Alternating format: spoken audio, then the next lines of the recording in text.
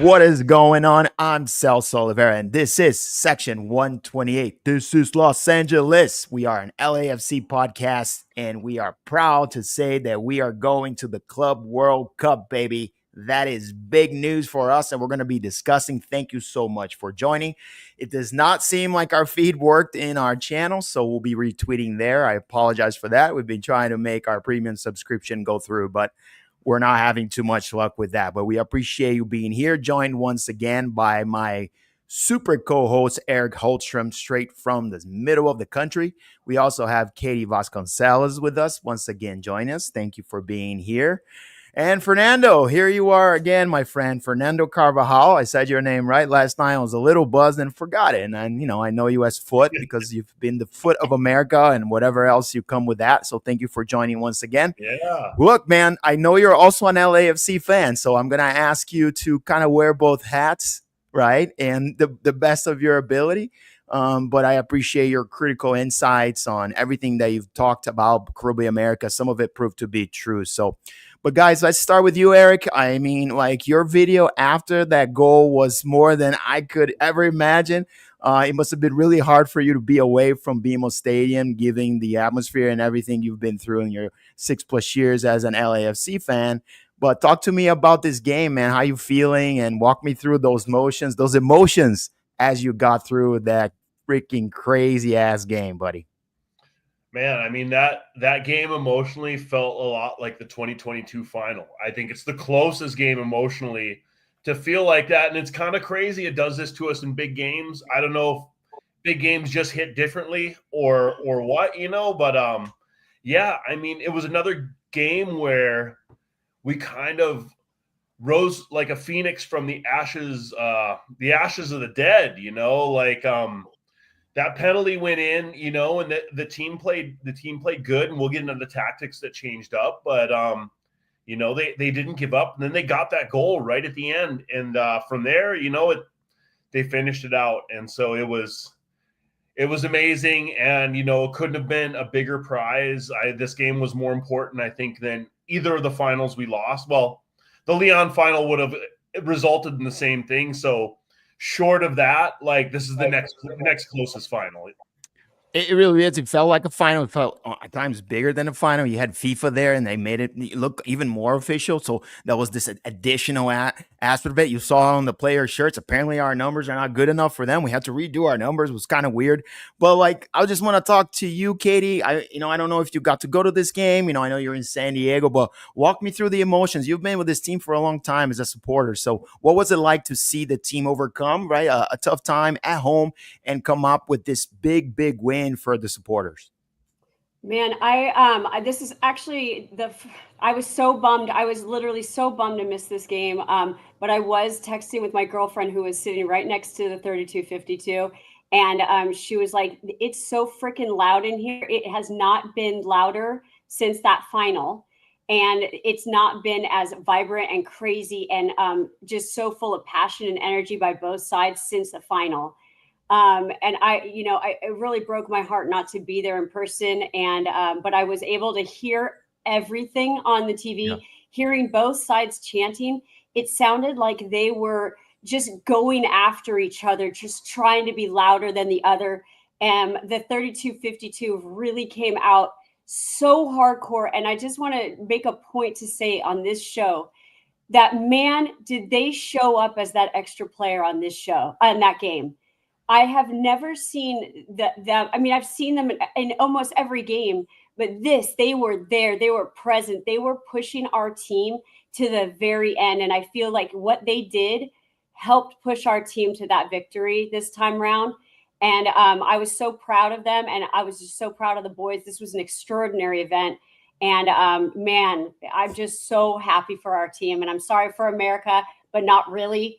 And way to go, LAFC. They had their chances, right? And I think the game was evenly matched. What's interesting, the way I watched in the first half, I was in the media room upstairs, so I was right above the Club America supporters, and they were extremely loud and chanting really nicely. And then on the second half, as the game was ending, I wanted to get the temperature on the 32-52 side, and you couldn't even hear the Club America fans on that side of the stadium. So it was such a big contrast. And in the middle was the middle. It was mostly a Club America fan base there. I think about 60, 70, 30, if you count the middle. Now, it's hard to count black against yellow. I think you have a visual disadvantage. But Fernando, 20,000 people showed up. We didn't even sell that place out. I think it helped from a security standpoint. Also, the price point being a little bit higher, it kind of, I would say, disqualified some people that might have been go crazy there, or maybe they spent all the money in the tickets and didn't have money for the alcohol. But either way, talk to me about the vibe, the vision of the people in the stands and how the game prescribed to you. Oh, muted. It's okay. Take your time. It's these headphones, I think. Can you hear me? Yeah, you're great. Can you hear me now? Okay. I think it's yes, the headphones. perfect. Bro, this is what football is. This isn't soccer. This isn't anything else. This is what football is. This is what every Saturday should look like, honestly. Mm-hmm. In any country, this is what every Saturday should look like, right? This look, I was not able to make it there as well, but this atmosphere, that's what you want to watch. That's where you want to be. I remember my first time in 2018, the first month, right? Remember the first month being in the stadium and feeling that 3-2, the 32-52, and the way it was like my daughter with her headphones because it was so loud. I can only imagine how it was this last weekend, but that's what we should want every Saturday. Well-behaved people, an entertainment, a show, and then good football on the field. That's what it should be. Mm-hmm. There's so much to say from up and down. You can never tell about the attendance and the pricing because honestly, if I'm a America fan, I want to go see my team and I'll pay whatever I can, right, to go see them because it's once a year or whatever, right? Yeah. See that so they're going to show up from everywhere to see their team play. You see that in Vegas in the preseason last year when they played a couple of Premier League teams, right? Again, over 50%, and Vegas ain't cheap, right? So it was great to see it from the beginning. Honestly, it was great. After the show, after what we discussed, after what we talked about, it was just great to watch it from the beginning. From the bottom up, a little disappointed in the lineup. I told you guys during last Monday that I expected Brian. Mm-hmm. I didn't want Chiquito to start, but he did. Valdez, I knew he was going to be on the bench, but I wanted him in early. There were so many things that we can discuss from the beginning for the first half and then the second half, but I'll leave it to your questions and see what comes up. Yeah, we'll break it down. I think at first I just wanted to set the atmosphere, what that place was like. Eric, I mean, one question for you, buddy. Watching away from LA, right? It has to be hard because there's really not a lot of reference for this type of game outside of the local market. So it's a really very local thing. But dude, like, I'm just trying to kind of wrap my head around the fact that now we get a much bigger prize to go after. We get this Club World Cup opportunity. And I made the argument in this particular game was the most important game in LAFC's history. So what can you tell me about that? Are you on board with this idea? Or, is this just another stepping stone? But look, we did something in 5 years, 6 years of existence that the team across town have not been able to do in their entire story as a team here. So what does it mean to you, someone that has followed international soccer, to see your team now representing, LA and CONCACAF in the big stage, buddy? I mean, and you and I, we've been to away games, and I like what Fernando said, that this is what football should look like, and when we no offense intended to other fans, but like, when we go to watch like RSL versus LAFC, like the atmosphere is like watered down. I mean, they got great fans there, but I mean, it's really quiet, and it's kind of one of the things that turned me off to getting involved watching live soccer like around 2010, 2011. Is it like, it felt more like a place that, you would take a family with young kids and like kind of have a picnic and watch a soccer game, which is great if you're a parent with small kids that wants to have that. But like, I want a place where we're rowdy, we're yelling, we're cursing at the other team, like a little more of an after dark experience.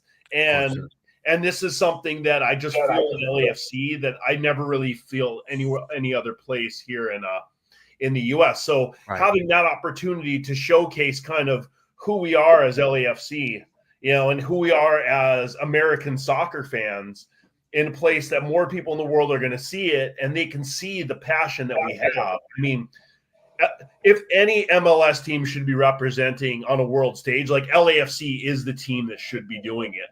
And a lot of it, like Katie said, with the 3252, there's just no other supporter group that is anything like it. I mean, that's up there with Club America. That it's the biggest. Club America is the biggest team in CONCACAF, and they have been. And they're watching the supporters, like I said, go at it. And one of the other really great things is like, I hear a lot of people say maybe it's derogatory about Liga MX fans coming into town. They're worried about violence, but it's like every Liga MX game that comes in, they're totally great games. The fans are really nice to each other. We're cheering for our teams, but it's like, man, it's a great environment. And I haven't seen any sort of like nastiness at all. Like, the most I've ever seen was US versus El Tri in Vegas. And like most of the fights were El Tri fan on El Tri fan. It's just people being drunk. And it's like, but it's not this like fan of the other team violence happening. And so I think this happening with Liga MX is something really great. And I think people don't really ever talk about like how nice the fan bases are and respectful they are with each other while being passionate about their teams. And this, I think, is like fantastic.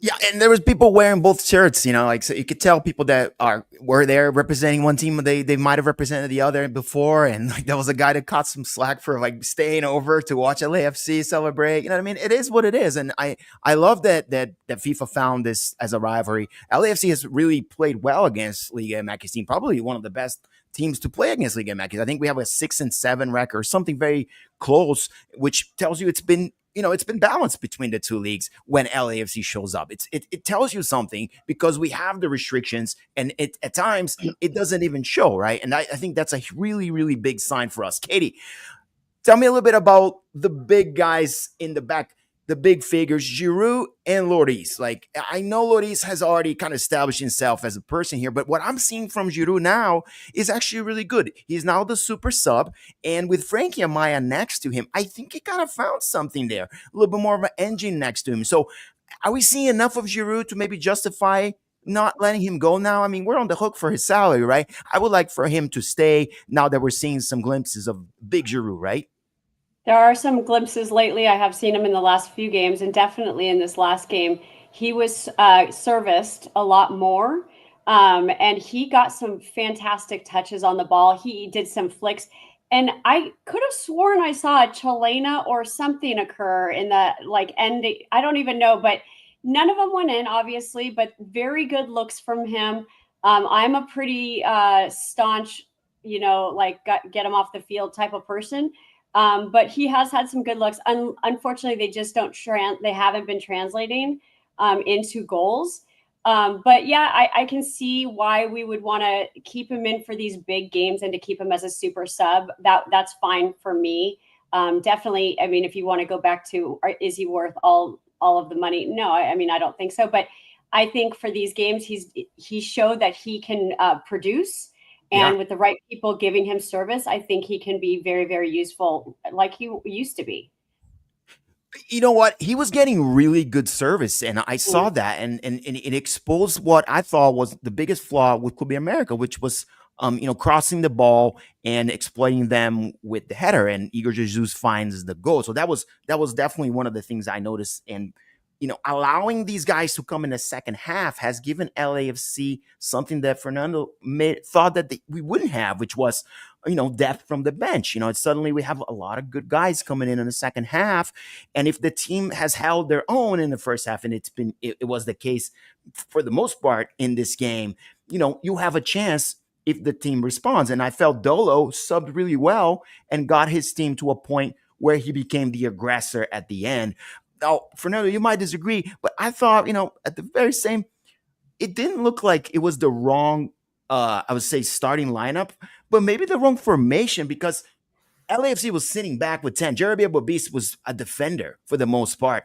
Shouldn't Club America have been a little bit more aggressive in the first half to try to expose LAFC? Because let's see, if you get scored once, you'll be able to come back. And I thought there was just a little bit too much passiveness from Club America in that first half. So look, again, B-Rod, this was another Jardine experiment, right? This was the same like against Toluca, which didn't work out in the first half, didn't work out in the second half, right? So that's where I'm coming from. Now, the first 45 minutes, if you look at the first 20 minutes, America had 60+ control of the ball. They were in the last third against LAFC. They could not go in the box. That was a problem. They get into near the box. They just couldn't get into the box, which Chiquito, Valdez, B-Rod were known for. Zendejas are known for. I mean, how many times has Zendejas scored from the corner inside the box, right? And B-Rod, how many passes from inside the box just for little tap-ins? So after the 20 minutes, the commentators were just focused on the 6 LAFC shots on goal versus Club America's 2 in the first half, right? Even though Club America had control of the ball. That meant that LAFC did drop back and had the defense well protected, had the game well, where Dolo said, hey, you want to control the ball 60%? Fine, but keep it outside the box.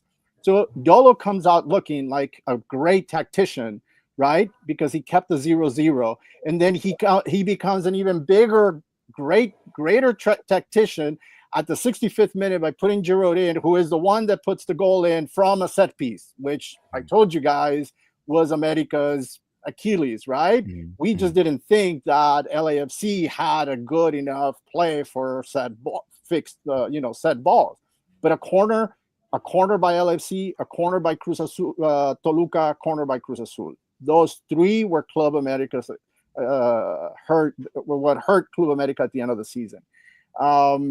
The second half was very interesting. And, I know a lot of people, a lot of anti-America people jumped on this whole thing. Oh, yeah, here we go. The ref saving again America with the penalty, blah, blah, blah. Come on. The ref was doing a great job. I was against the first yellow card, but the ref did a good job. And you got to be a complete ignorant anti-America to say that was not a penalty. Sorry. Because it was clear. It was not even... It was worse than the America yellow card. The player from America actually touched the ball, but then kicked the LAFC player. That's the yellow card. In the penalty, the LAFC player never even touched the ball. Clear. And that is just, I remember talking with you guys, talking with Pablo and other LAFC back in the Vela days, when I used to get mad at Vela because he wouldn't take a dive in the penalty box. Everybody would push him at everything, and he would not play the penalty. And I'm like, bro, if it's 0-0 at the 60th minute and they push you for the third time, you take a dive and you take the penalty. It doesn't matter what anybody else says. That's football. That's tactics. Yep. Club America did what they had to do. They got lucky with that penalty kick, and that was it. All he had to do for 10 minutes was sub in 5 guys little by little, play tactics, play delay, play the usual, protect the 1 goal, right? And oficio, that's what we call it in Spanish, oficio. You hold on to the ball that 60% of the time. Manage the game. On their side. You avoid the last 10 minutes. He screws up. Jardine screws up. And Dolo looks great. Dolo looks great with Giroud. Yeah, I think Dolo's got Jardini's number a little bit. That showed up a couple times. Go ahead, Ed. Also, when Dolo subbed in Giroud, he also pulled out Delgado, which was after that penalty. And with him, he switched into a 4-2-3-1, which we don't see LAFC play a 4-2-3-1 much. But Cherundolo must have known Jardine was going to sit back and defend this league. So basically, he switched a midfielder out for another attacker. And they pushed forward, relying on Jesus and Tillman basically to cover with the Ds. And as they said in the announcer too, which allowed them also to push the fullbacks up to basically make 6 attackers at times in the box and try to make something happen. And yeah, like you were saying, Fernando, like set pieces. And I think the corner count by the end of regulation time, they were up to 11 or 12 corners, like in the first 90 minutes. And that's an insane number. And, and you're saying that I haven't paid much attention to Club America, but I noticed, size-wise, Club America is not a big team. Like, there's not a lot of height there in that back line. And when we have Hollingshead, Giroud, Long in there, I looked and I was like, man, we got a lot of height advantage on these pieces. And ironically ended up being Igor Jesus, one of the shorter guys that put it in. Yeah. And on a header that, like, you can't account for everybody, and that's exactly what happened. All the guys were accounted for except for Igor. He looked surprised too, though. Yeah, that header, the physics of it. It was it was a physical ball that he redirected while falling backwards and somehow put more power on it. Is like, there's not very many guys, even in the pros, that can do that. It was an amazing header. It was awesome, and it happened to be my guy Igor. I was bumping him all weekend, because I knew that he was a key to the match. He had a horrible game in Canada in Montreal. I called him all a bit and said, hey, that's not good enough, but maybe it's because he's playing too much. But he showed up defensively, did his job. His headers sometimes defensively get us in trouble. He had a couple weird ones. But I think that's part of learning to become a better player. And Igor, like you guys heard on the post game from Dolo, is only going to get better, right? And it's LAFC's plan to develop this guy into a top tier league guy. So watch and see, because I only think we're seeing the beginning of it, because he's now starting to influence the game offensively for LAFC, which I think it's key for this guy. He's going to become a great 2-1 two-way player for us. And I'm just saying that not because I'm Brazilian, because I really believe so. But guys, before we go on with our show, I appreciate you guys have been bringing a lot of good comments. I have a little bit of a game I want to play with you all, which is the trivia game that I wanted to play at the stadium. But look, it was not the great game to do it. First off, there was not a lot of LAFC fans to talk to there. And more than anything else, everybody was dialed in the game. It was not the type of game you come up with a trivia, but I know you guys are ready, and I know you have a shit ton of knowledge. And to be honest, I think those were too hard. So I feel like you guys are going to do much better than the crew. So I'm going to roll the first question here. And then the way this works, you can just spit out the answer if you know. And that will count the answer. I didn't know we were even going to do trivia. Me either. In which competition did LAFC and Club America meet for the first time? CCL. Yeah, Conca champs. Okay, Eric got one here. Semifinals. Second one. Come on, go. You got to say it quick and fast so I can hear it. Right. Who scored twice in LAFC 3-1 comeback? No. Come on, you got it again. Good Lord, you guys are good at this. All right, here's a harder one. What stadium hosted the 2022 friendly between LAFC and Club America? Oh, Vegas. Was it What did Vegas? you say, Eric? No, SoFi. No, SoFi Stadium. You got it. Oh, yeah, all right. Last one of this round. I'll have more rest of this round, but this is the last one. What was the result of the 2022 friendly between LAFC and Club America? Penalty kicks, 5-4. Penalties.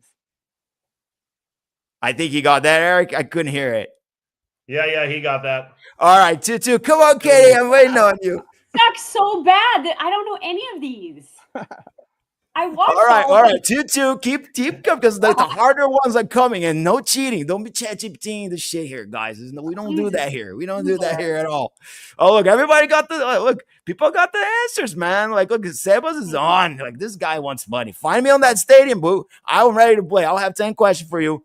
Get you a free beer. That's the deal. All right. Back to the show. All right. We talked Dolo and how relaxed he was. So relaxed after the game. He's like, yeah, whatever. You guys always remind me when I do shitty. I'm here. Only listening to you guys. Blah blah blah blah blah. And then here it is. Find this beautiful answer. Is this the best of his tenure? Let's just be honest. I'll start with you, Katie. First dibs on this one. Is this the best game Dolo has ever had for LAFC? And remember, there's El Tráfico. There's so much there, but where does that rank for you as far as wins? Obviously, I think it's probably going to be the MLS 2022 win, because it was his first year, and he was like, Jesus Christ, I can't believe I just won it in my first year. So I think that is probably it for him. The first one, I think this probably ranks number 2. because he's gotten to a lot of finals, but hasn't quite got us over that hump.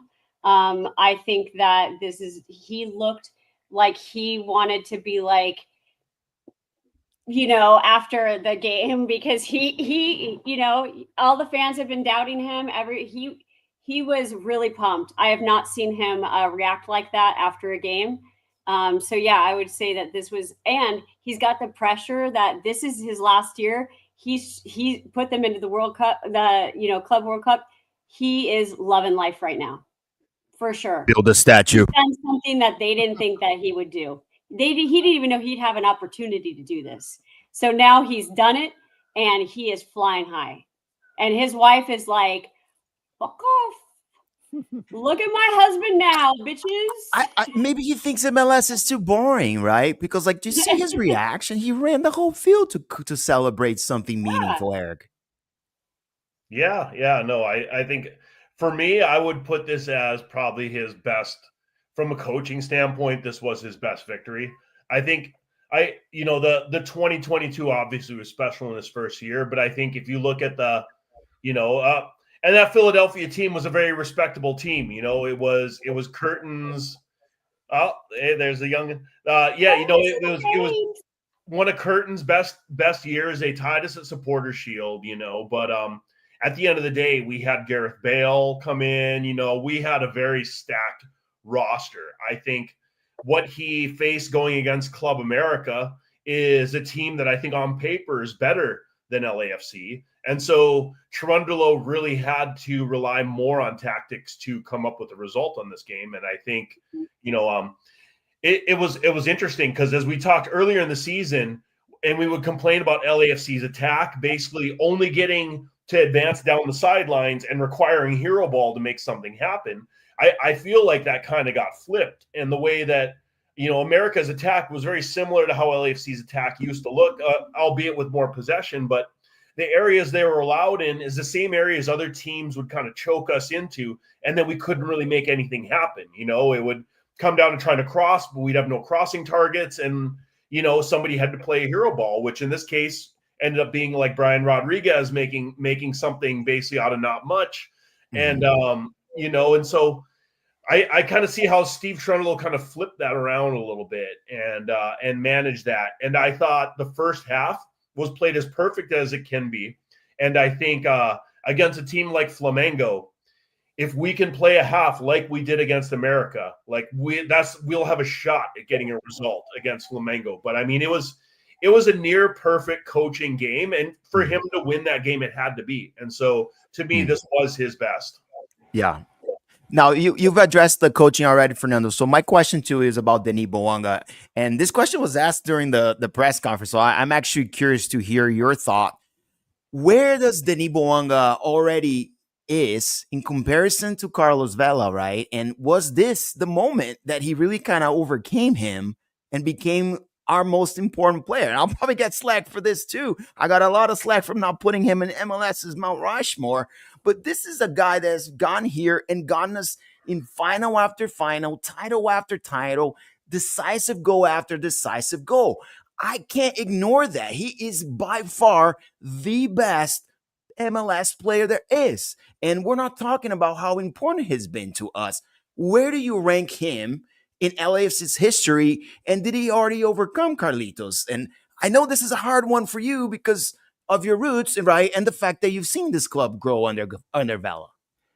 So I was trying to look for some info here, but first to the coach, you guys know that I'm very orthodox when it comes to these questions about the best and everything and all this, right? So I'm still very critical of Dolo because, children and drunks are always lucky. A clock is always right twice a day, right? So that's why I said that, Dolo started off the game in the first 45 minutes, falling back, waiting for the extra time, penalties, etc. Anyways, second, on Denis, very inconsistent. I cannot compare him to Vela, right? Because Vela didn't become inconsistent until the end, right? Until the last year of his full-time stay at LAFC. Vela was very consistent. He didn't need to come in from the bench. He didn't need an extra player. he'd handle it himself for the first 2 years, right? Denis not that type of player. What's the name of the player again? I can't believe that it goes out of my mind. 99 scored against Dio? Diomande. Denis reminds me of a Dio. Okay, not as strong, obviously, not the physique, not everything, but he reminds me of Dio a bit. In that when you needed Dio, he came up and boom, scored a brace, right? He came back and boom, scored the draw goal. I don't think the need is there yet for a number of reasons. One, Dolo is not a developer. Dolo hasn't developed Denis as a player, right? I think Denis needs a little bit more development as a forward, as a striker, and the front. And Denis lacks that winger that we had with B-Rod, with Rossi, you name it, right? LAFC lacks those wings. I think that's what's really missing. And that's why I still criticize LAFC, because I said, what's the Dolo identity? What's the Dolo ball? I mean, tactics is not an identity, right? It's not a football identity. So I think Denis needs a little bit more development where he does take the ball from midfield and runs all the way into the box and shoots and scores, right? Alavela, right? Rossi, B-Rod. So I don't. What reminds me, this game reminded me of the final, right? With against Philly, with Bale coming in and doing the header. I mean, this is exactly the same thing. And it's so interesting that LAFC keeps having one of these, Dio, Bale, Giroud, right? It just reminds me of how interesting it is that LAFC has had these three interesting players that when you need them in a final, boom, they show up and they save your butt, right? Denis, honestly, I hate to say it, and I know I'm going to sound like a whining Club America fan, but Jardine come to us. Just kidding. Jardine did not have a team for the extra time. In the 86th minute, right before the 1-1, he completely changed the team, right? Because he wanted to go back into a 5 defense. So right there and then, he sent the message, I don't have the team for the extra time. And with LAFC attacking and attacking again, the goal had to come in because Club America didn't have that team anymore to fight the extra time. So in short, Denis is a good player. You're not going to take him away from take anything away from him. I wish he had a coach that knew how to develop him. Look at B-Rod at LAFC. Oh, I have a plan for that. Look at B-Rod under Jardine. 2 completely different players with the same skill, right? So I think Denis needs more development. He needs a coach that trusts him, that develops him. And obviously, he needs a front office that gets him partners in the front. Period. Yeah. Well, we'll see. We'll see what happens. The window's open. We got 10 million in the bank. Woo-hoo, baby. And, there's some players out there that they're going to want to come to the big stage. No rumors so far. I'm sure there will be a ton. And then JT's probably real busy looking at some guys because the market's open. Griezmann is not going to be an LAFC player. Could have bet on that a year ago. Would have made a shit ton of money, but whatever. It is what it is with the Griezmann, chapter closing. Someone's going to have to come in. Changes is going to go back to Turkey. So it's naturally going to happen. I mean, I'm not sure if it's going to be Cristiano Ronaldo or another unknown guy from League One, but, it needs to be someone that is consistent and he has a buttload of goal contributions. And Denis was that guy. He was always contributing in League One for his team. And, they knew they were going to win with him. And it was immediate when he came here. For me, he's getting there. And if he sticks around, he has a chance to really have a legacy with RFC. If he just takes the first contract out of here, then I'm going to change my mind about it. But as is today, that man definitely belongs in my Mount Rushmore of LAFC. All right, Eric. I know it's been a tough show. Let's keep it going. Let's just make it faster. Let's keep rotating. We got a lot of content to go through still, but I really appreciate everything you guys been bringing here. I have to address just one thing, which is the new guys really stepping up for us. Ryan Raposo just made his debut for LAFC, I believe. Frankie Amaya has finally, I've been seeing some things from him in spelling Delgado when we talked a bit about what that is. But like, where would you, Eric, and Katie, I want to hear from you too. Where would you invest if you're JT, right? If in what this team needs, knowing that you already brought a couple of midfielders right now, Eric. I mean, right now, I would keep this. We talked about on the show the last little bit, and it was the premise of the two different paths for LA: the path where we qualify for Club World Cup, and the path where we don't. And the path where we don't says, okay, move on from Under. Move away from anybody that's going to take away minutes from our young players because they need these minutes to develop. And looking at this in this game, I kind of feel the same way with this. I mean, Under's going to be gone. We saw him go down and get pulled. This frees up a DP slot. LAFC could sign a DP for this tournament if they want. They can, I believe right now, right? They have a window open until the 10th right now, till June 1st to June 10th. So, they can send Under back to Fenerbahce, which with his pulled muscle, like he's not going to stay Club World Cup. I think if he didn't pull his muscle and he was free for the next month to play without being hurt, I think they would keep him and go to Club World Cup with him. So that's really the only position where I would try to add to his LAFC, because Ordaz, to me, has earned our start at the number 9. Absolutely earned it. I wouldn't, Giroud is coming off the bench after him. Our best front three has been Martinez, Ordaz, and Bouanga. And the three that got us here are the three that should play. I've seen a lot of comments, hey, let's bring in Muller, Griezmann. Yeah, but then you don't change anything, Eric. And that's no, right? I don't change anything. And this is why. Because I feel like it's disrespectful because it's a team that won that game. And if you look at the way they played that game, like they were a team and they won as a team. And I think to basically like, yeah, you guys have won, so now we're going to pull some of you out and we're going to get some mercenaries in with a higher pedigree to come in. I feel like this is disrespectful to the team, and I absolutely wouldn't do it. Nathan Ordaz deserves to start Club World Cup because he has earned the right to start. He's earned the right to get his ass kicked by Chelsea. You can say it. because he beat out Giroud for that spot, And now that we're playing Chelsea doesn't mean, we're going to put Giroud back. Sure, he's been playing better. But Ordaz, like, this kid, give him this experience to grow. And part of it is I've been watching the Mundials for a long time. And, we have to basically beat Flamengo. And that we'll get to Flamengo, but that is an absolutely insane task to have.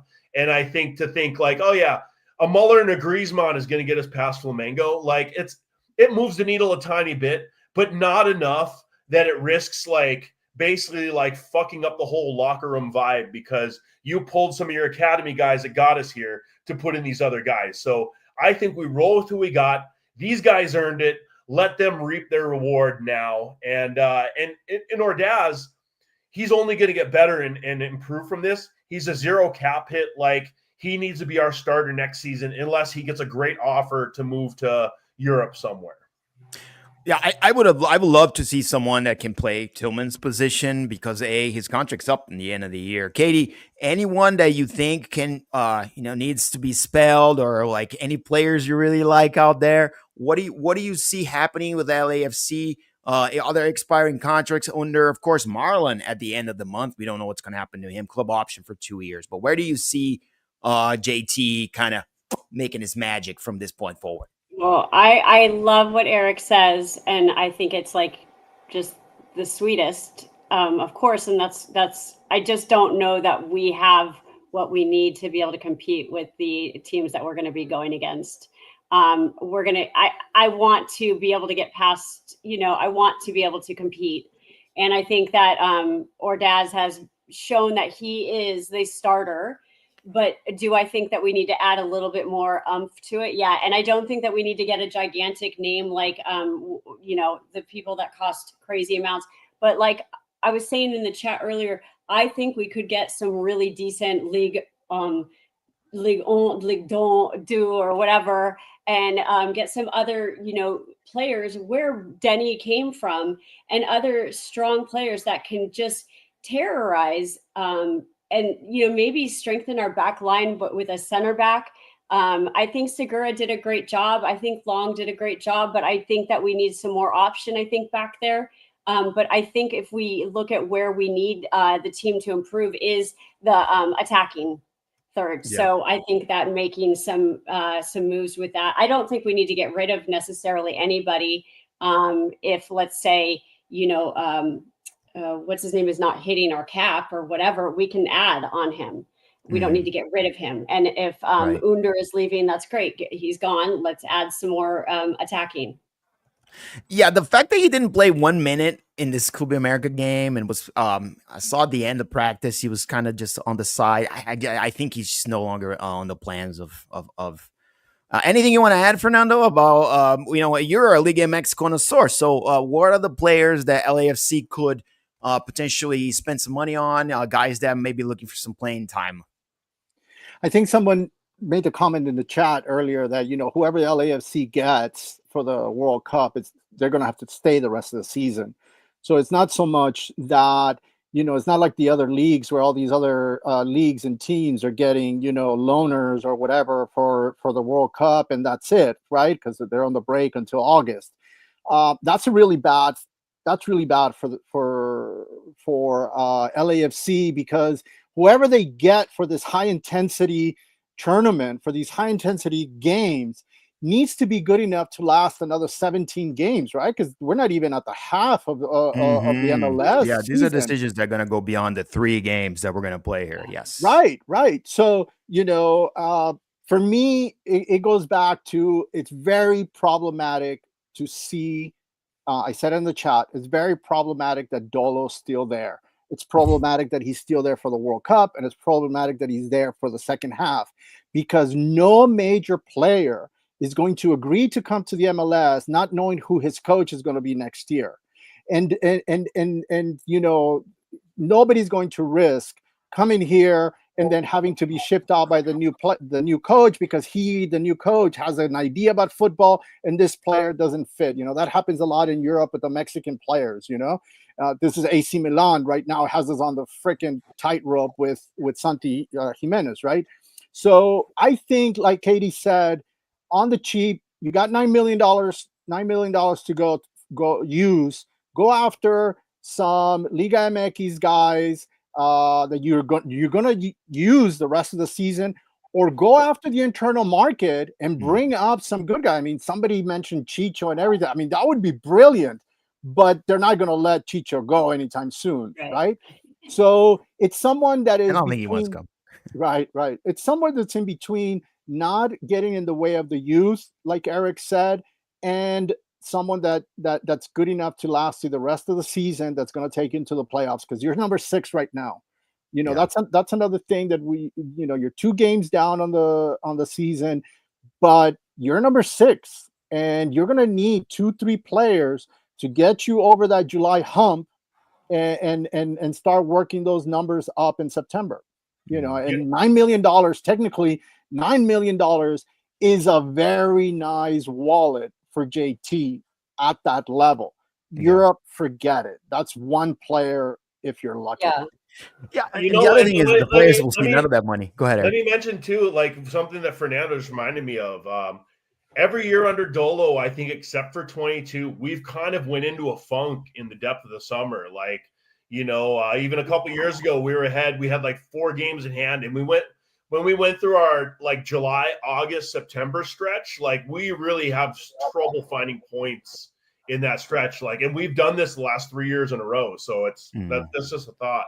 Even with Bob, Eric, with Bob, you had July, August, and mid-September were the dump. That was the low.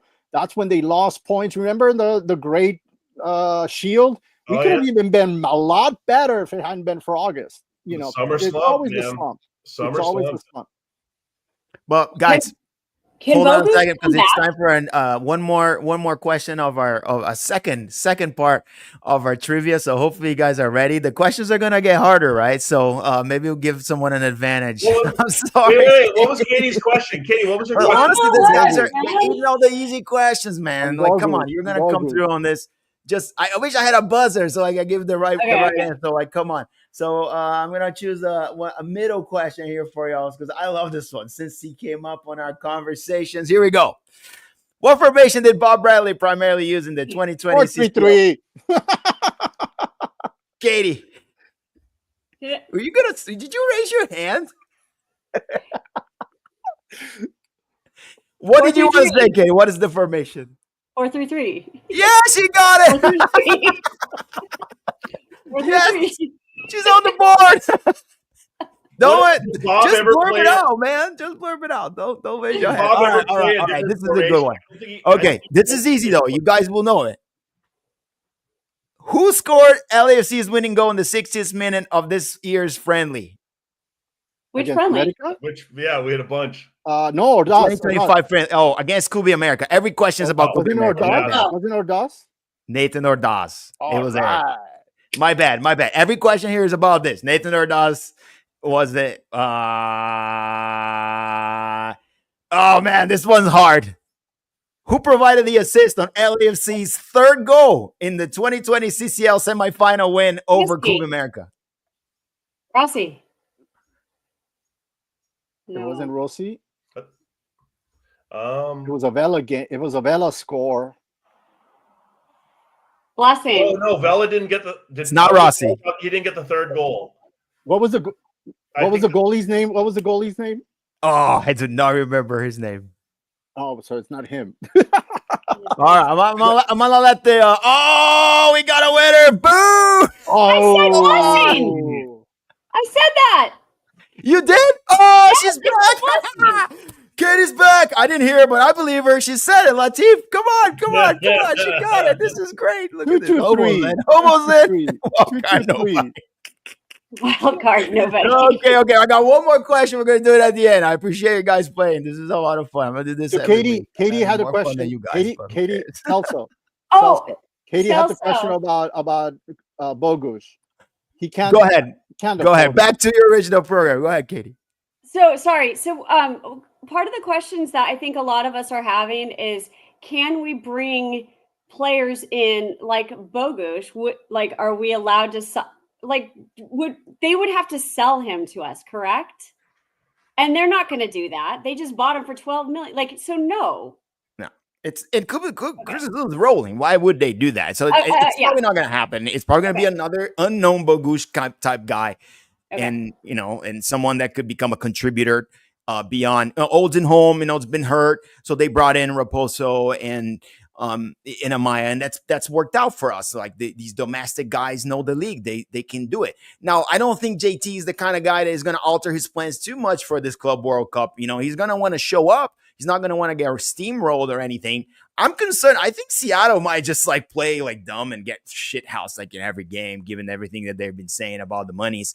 But, I have no idea what to expect. But I think this is a good time for us to take a look at the group and talk about what is it that we're going to face. We're going to play 3 different teams. I'll start with you, Eric. We first start by playing in Atlanta against Chelsea, right? Chelsea. So we got a chance to see LAFC square up against a Premier League team. Now, as was told during the interviews, these guys are going to be in preseason mode. They would have been off for about 6 weeks or so. So we do have an advantage. We're in season form. Palencia said that. So do you believe on that? Do you think that gives an advantage of not get creamed? Or we're looking at another all-star game against Arsenal where they just came here and put 6 against the best players? I hope Katie and Fernando watch more Premier League because Celso, you and I, we pretty much just watch Brazilian League. So Flamengo, we have tons to say about that. But Chelsea, the only thing that I can really think of about this, and this is more from seeing them in Club World Cup, against Palmeiras, for example, is that teams like Chelsea will tend to play a lot of their reserves against games. I mean, they'll play reserves even against Brazilian teams because their reserves are that good that they can put it's almost like the way that we treat US Open Cup, we used to play LAFC 2 and we would usually handle the USL teams no problem with basically our kids, and Chelsea's going to be the same way with us. Chelsea's going to be somewhat like that with Flamengo even, and that's how much money that program has, is that probably 3 of their reserves are going to have a bigger salary than our entire team put together, you know? So basically with this, it's not like, you know, I see Omar says Chelsea wins 5-1. They might, but the thing again to remember is like, we'll probably see some of their starters come in the second half, but we're going to see a lot of their guys that haven't been playing in their big tournaments. That said, you know, they should still handle us probably like a 2-0 or a 3-1 if we're really lucky. And the longer we can grind out a 0-0, the better. Because with these really good teams, once they put a goal in and you push yourself forward, they're going to put 2 more in because, like, you know, that's just what changing your tactical shape. That's how good they are and how much they'll expose you. Here's the thing. If I can, we're gonna play. Go ahead, Fernando. If I can, Celso. Here's the thing. Yeah. This is how complicated that first game is. Okay, Chelsea is coming from a long break, like Eric says, but they're playing on AstroTurf. Mm. I mean, European teams hate AstroTurf, right? Hence, an advantage to LAFC. Not that LAFC loves it, but they have practice, they have stamina, they have everything. Lucky for Chelsea, it's an air-conditioned indoor stadium, right? And they don't have to deal with Georgia heat in June, right? It's going to hit in Tennessee and it's going to hit in Florida for the other 2 games. But never mind. What Eric said with regarding the subs, starting the subs, that's where LAFC and Dolo ball is really what I'm looking at. Is this guy going to come out and actually show some tactics and come out knowing these basic things about a team like Chelsea that, oh, they're going to throw us their, you know, under 23s and their subs in the first half. And so we need to go balls out and come out with at least 1-2 scores in the first half, right? Because Eric is right. The 5 subs in the second half are going to be attack, attack, attack. Why? Because Chelsea knows that if LAFC goes 1-0 in the 55th minute, Chelsea can come back 2-1. You get me? So this is all going to test Dolo. This is where I go orthodox. This is really what's going to test Dolo, because if you get a draw against Chelsea, I was going through this in the chat. If you get a draw against Chelsea, you're pretty lucky against Flamengo, and you should beat Tunis. 4 to 5 points, boom, you're in. That's what I would be shooting at in the tournament mathematics. Remember that these tournament mathematics are way different than playing the long tournament, than playing the CONCACAF Champions. These are World Cup, like actual World Cup style mathematics. You want those 4 points. You want to get as close as to the 5 points in the group stage so you can go and survive in the next. I think if Dolo manages more than 4 points, I'll praise the guy as a football god in June. So the wild thing is I'm looking at the match day for that game, and it's scheduled for 12 p.m. on a Monday. Just so you know, these games are going to be played on some wild times. And Tennessee and Miami, bro. Those are the hard ones. Those are going to be the hard ones. Playing in Nashville and playing in Orlando are going to be fatal in the middle of June, right? The humidity, everything. Atlanta, indoor stadium, you're cool with that. It's just the AstroTurf. The field is what gets European teams. And for Flamengo, like Orlando in June isn't going to feel hot to them. Like it's going to feel like a normal weather.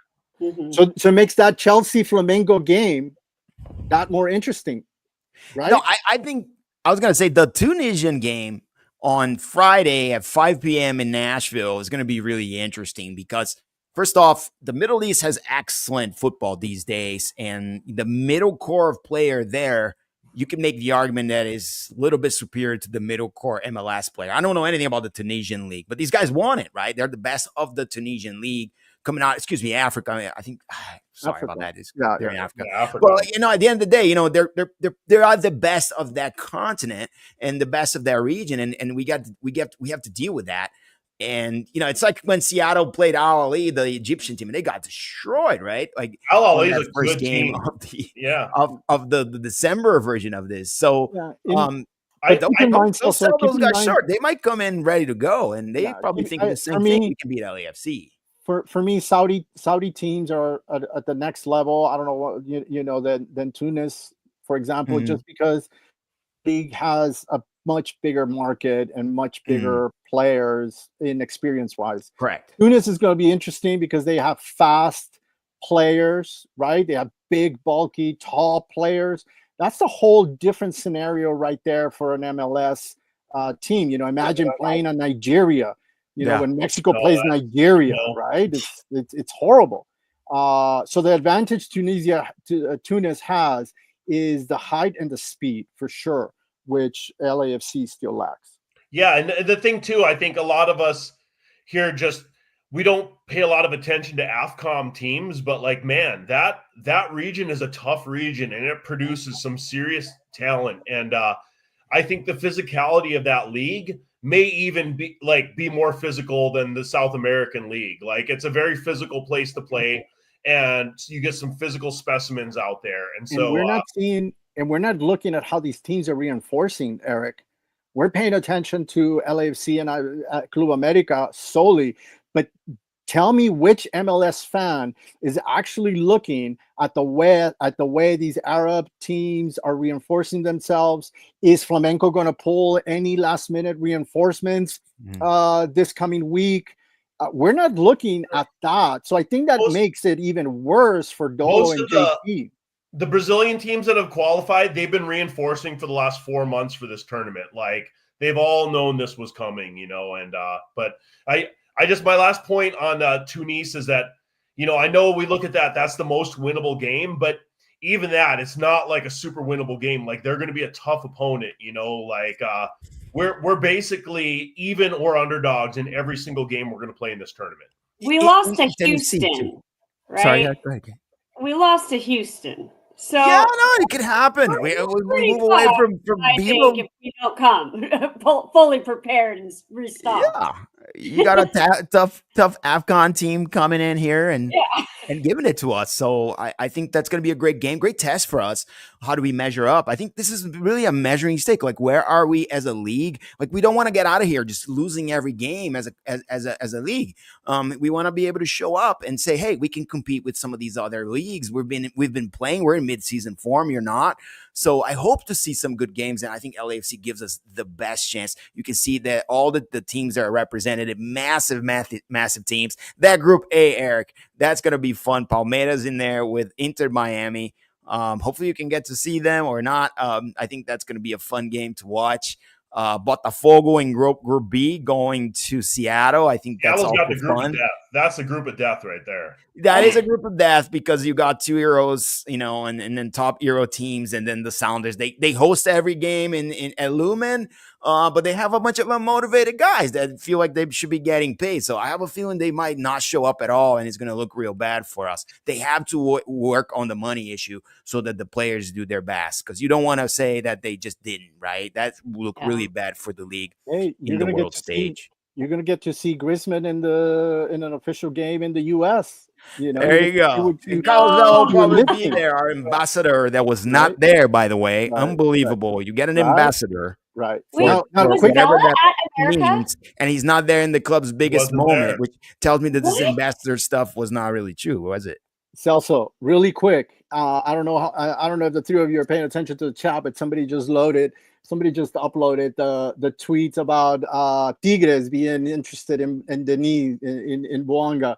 So keep an eye on that one. Even if it's gained a little bit of momentum, keep an eye on that one. They offered $12 million for him last year. 20 million, according to this tweet. 20 million for Denis. Oh, maybe they should do it. I think if moving away from Denis is normal progression. When you do it is the question, right? If JT really breaking news, he's going to go after those 20 million. And what does it do for the rest of the season for Dolo and the LAFC without Boanga? You reload. That's what we do. Relock and reload, and really cut your losses with the season, which has kind of been, all up and down. Deadbeat coach as Eric has said. It's just there's a lot of influx, and this tournament just kind of fell in our lap and gave our fans a chance to really show something massive. Who's that? That's the tweet. They have 129 followers, FYI. On the.